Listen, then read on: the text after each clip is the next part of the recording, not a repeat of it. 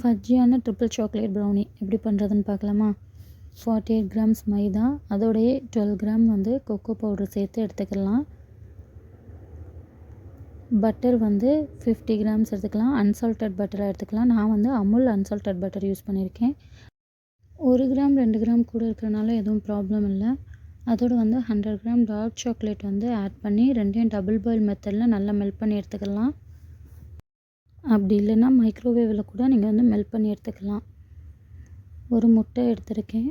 முட்டையோடு வந்துட்டு 100 கிராம் வந்து powder sugar, நல்லா பவுடர் பண்ண சுகர் வந்து ஆட் பண்ணிக்கலாம். அதோட 1/4 டீஸ்பூன் வந்து வெண்ணிலா எசன்ஸும் ஆட் பண்ணி நல்லா பீட் பண்ணி எடுத்துக்கலாம். உங்கள்கிட்ட பீட்டர் இல்லை அப்படின்னா நீங்கள் ஹேண்ட் விஸ்க் கூட யூஸ் பண்ணிக்கலாம். நம்ம பீட் பண்ணும்போது அந்த பவுடர் சுகர் வந்து முட்டையில் வந்து நல்லா வந்து டிசால்வ் ஆயிடணும். அப்போ தான் வந்து நமக்கு வந்து அந்த கிரிங்கிள் டாப் ஃபார்ம் ஆக வந்து ஹெல்ப்பாக இருக்கும்.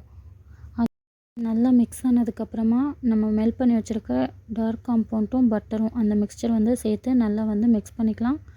மிக்ஸ் பண்ணும்போது ஓவர் மிக்ஸ் பண்ண வேண்டாம். இதோட வந்து ட்ரை இன்க்ரீடியன்ஸும் நல்லா வந்து சிஃப்ட் பண்ணி ஆட் பண்ணிக்கலாம். நம்ம வந்து சிஃப்ட் பண்ணால் தான் லம்ஸ் எதுவும் ஃபார்ம் ஆகாமல் இருக்கும். இதையும் வந்துட்டு நம்ம வந்து ஜென்டலாகவே மிக்ஸ் பண்ணிக்கலாம். ஓவர் மிக்ஸ் பண்ணிங்க அப்படின்னா ப்ரௌனி வந்து பேக் ஆகும்போது சாஃப்டாகவும் கொஞ்ச நேரம் வச்சதுக்கப்புறம் ஹார்டாகவும் மாறிடும். அதனால் நம்ம வந்து ஓவர் மிக்ஸ் பண்ணக்கூடாது. இது வந்து ஒரு பேக்கிங் ட்ரேயில் வந்து நம்ம வந்து ட்ரான்ஸ்ஃபர் பண்ணிக்கலாம். ட்ரான்ஸ்ஃபர் பண்ணிட்டு ஏர் பபிள்ஸ்லாம் ரிலீஸ் பண்ணிடலாம். இதோடு வந்துட்டு சாக்லேட் சங்க்ஸும் ஆட் பண்ணிக்கலாம். ஆட் பண்ணிவிட்டு இதை வந்து 170 டிகிரியில் வந்து 25 to 30 மினிட்ஸ் வச்சு பேக் பண்ணி எடுத்துக்கலாம். ஃபஜ்ஜியான கிரிங்கிள் டாப் ப்ரௌனி வந்து ரெடி ஆகிடும். தேங்க்யூ. தேங்க்ஸ் ஃபார் வாட்சிங்.